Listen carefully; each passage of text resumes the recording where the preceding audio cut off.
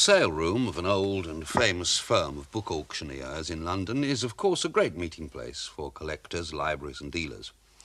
And it was in such a sale room that the remarkable series of events began, which were detailed to me not many months ago by the person whom they principally affected, namely Mr. James Denton, M.A., F.S.A., etc., sometime of Trinity Hall, and now of Rendcombe Manor in the county of Warwick.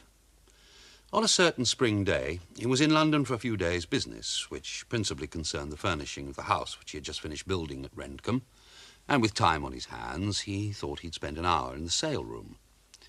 He was making good progress through the catalogue when he was interrupted by a friend asking if he was looking for anything in particular. "I thought there might be some Warwickshire collection," said Denton, "but I don't see anything under Warwick."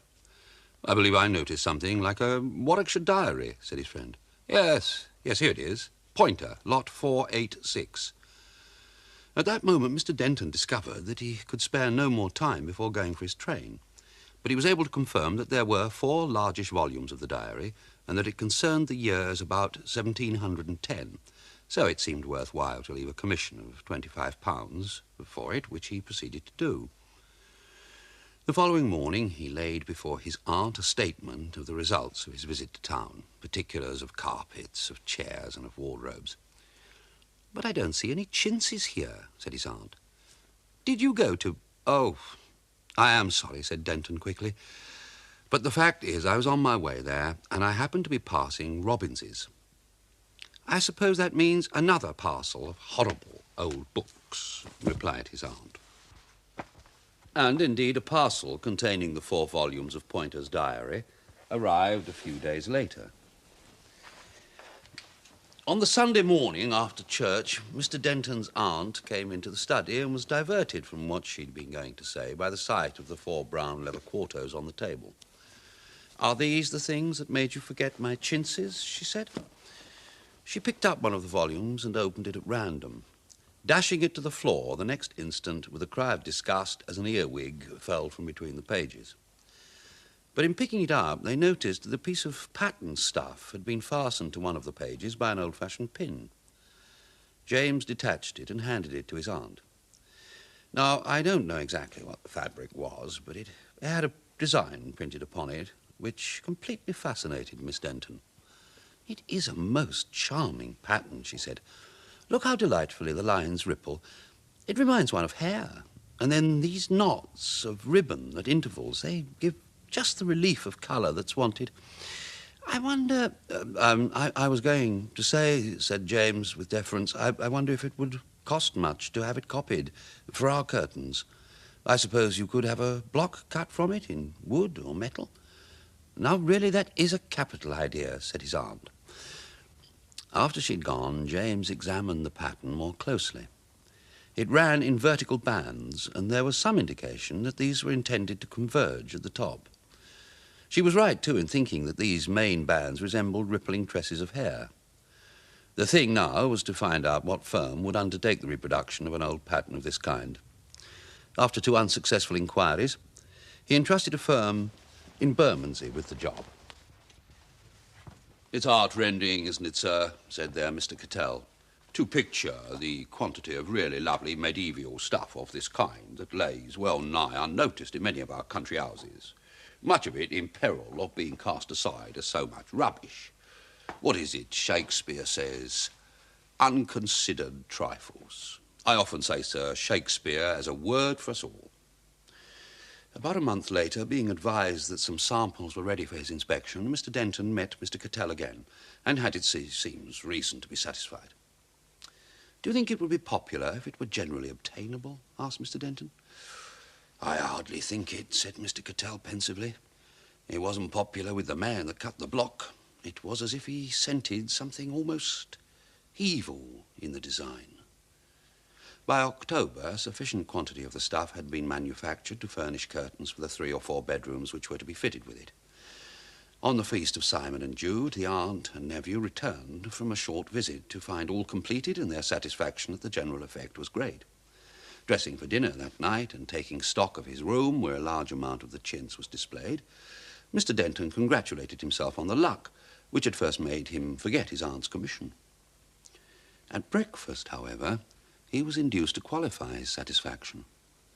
"I rather regret," he said, "that we allowed them to join up the vertical bands of the pattern at the top. As I was reading in bed last night, they kept catching my eye rather. There was an effect as if someone kept peeping out. Perhaps it was the wind that made it seem so. I thought it was a perfectly still night," said his aunt. "Well, there was enough to sway my curtains and rustle them more than I wanted," said James.